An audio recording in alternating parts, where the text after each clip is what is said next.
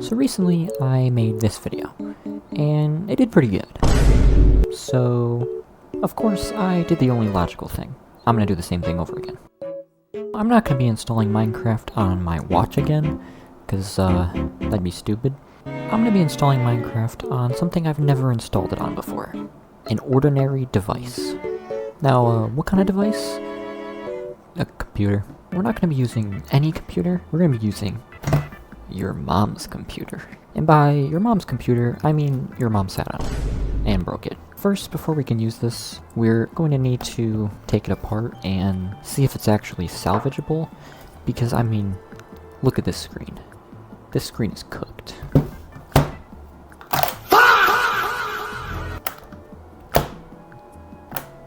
So let's open her up and see what we can do.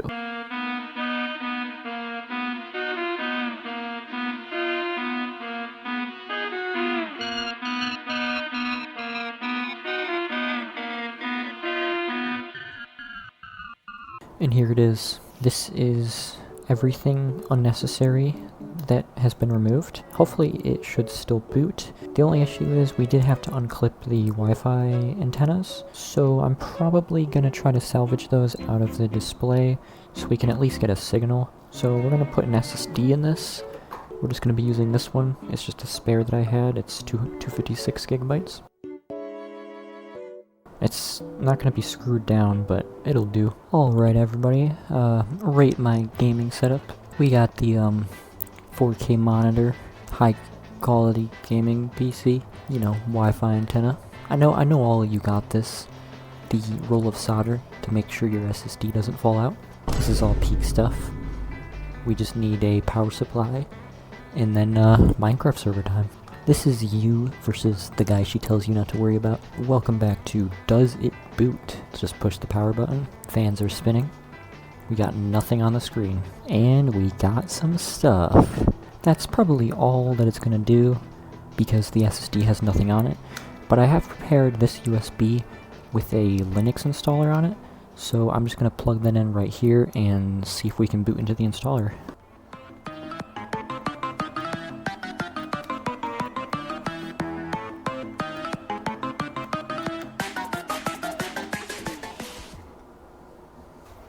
I'm just gonna run through this installer really quick.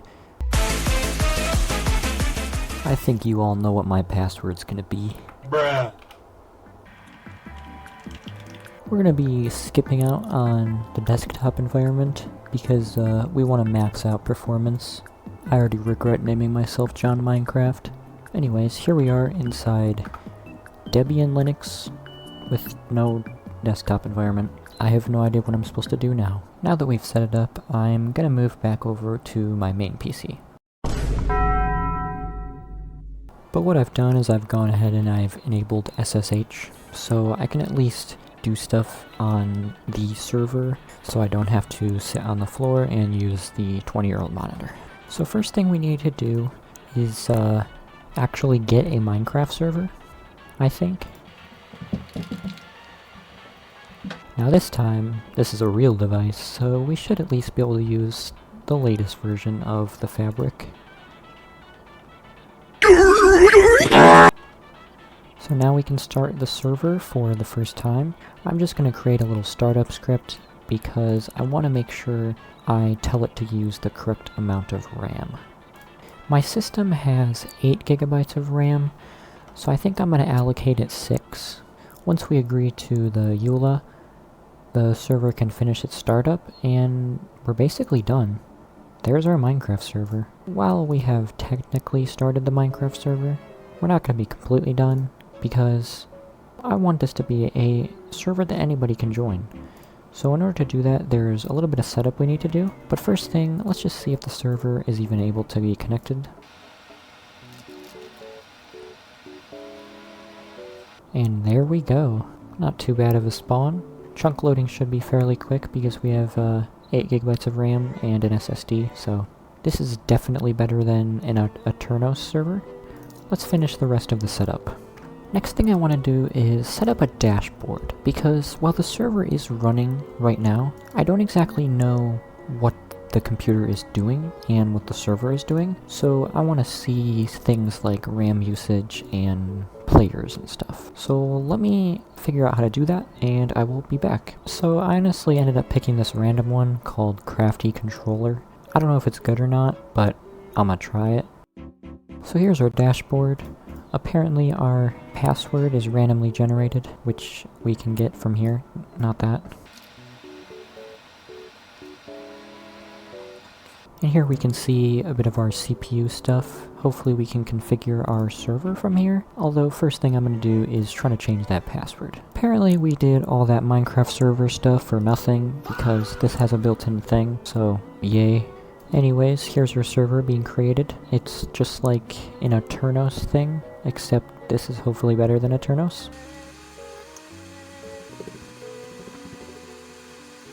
Looks like our server has been started up, so we can just go ahead and try to join it. If all went correctly, we should be able to just join in as we did before. There we go.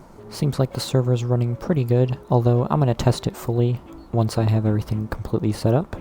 Unfortunately, I am going to need to re-change all of the server properties I did before. That's alright with me.